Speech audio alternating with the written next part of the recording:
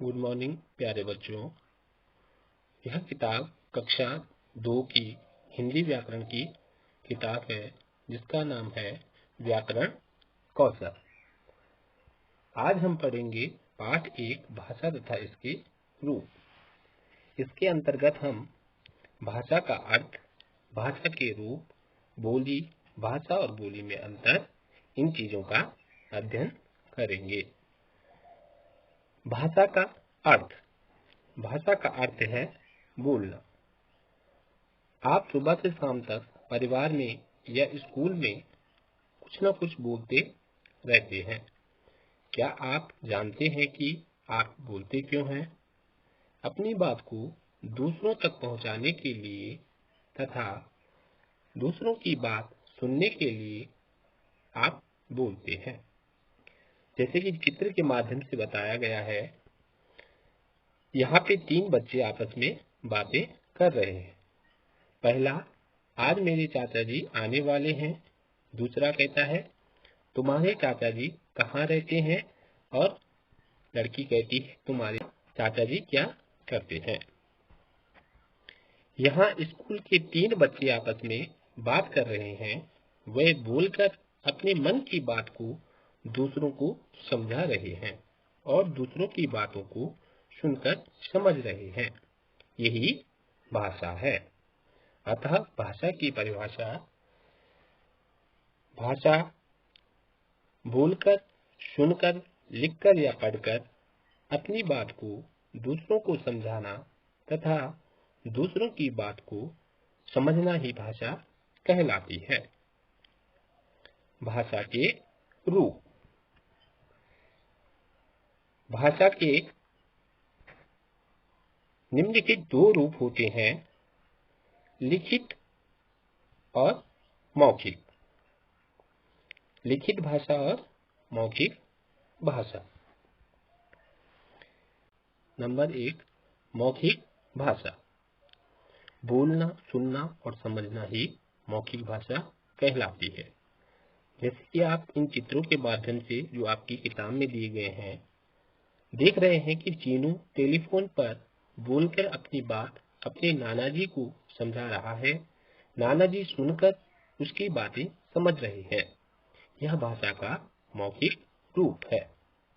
अतः भाषा का वह रूप जिसमें हम बोलकर अपनी बात दूसरों को समझाते हैं तथा सुनकर दूसरों की बात समझते हैं, मौखिक भाषा कहलाती है। बोलकर और सुनकर विचारों का आदान प्रदान करना ही क्या है? मौखिक भाषा है। नंबर 2, लिखित भाषा। लिखना, पढ़ना और समझना। कक्षा में अध्यापक ब्लैक बोर्ड पर बच्चों को लिखकर समझा रहे हैं और बच्चे पढ़कर उसे समझ रहे हैं। यह भाषा का लिखित रूप है।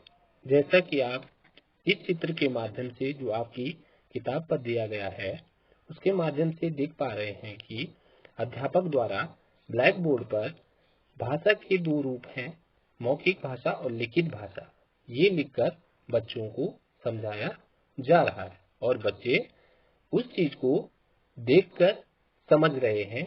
यही लिखित भाषा है।